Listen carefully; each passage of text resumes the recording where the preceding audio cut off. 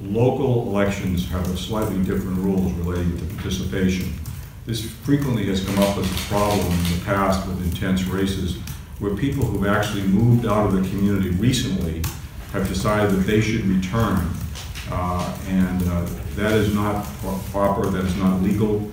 They would be potentially threatening the validity of the election if they were to be decisive in their participation.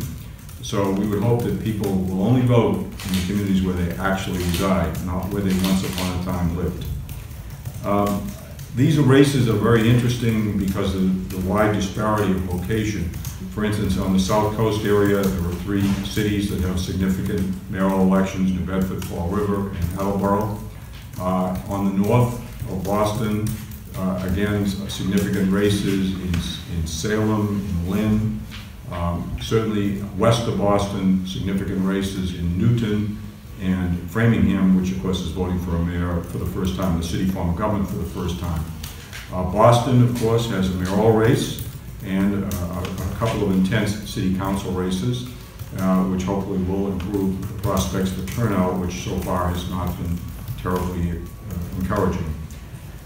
Having said this, these are really important elections at every level. Certainly at the local level, these are where the decisions that affect people where they live are made.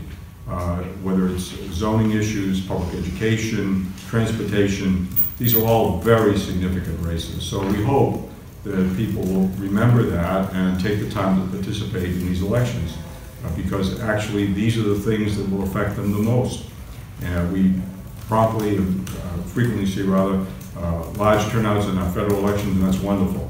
But these elections are something that really hit home. So we hope that people will participate if they can. You mentioned in your remarks about discouraging people who moved going back and voting. How widespread is that? How often does it happen? Ironically, it's a bigger problem with city elections than it is with state elections. Maybe it's a local level of interest in the candidates. We've had a couple of instances in recent times where elections have been either challenged or avoided because people who moved out of town 2 to 3 years ago came back, voted for their neighbor who's running for the city council or something like that. And it's a problem. You can't vote there. You shouldn't be voting there if you don't live there anymore, period.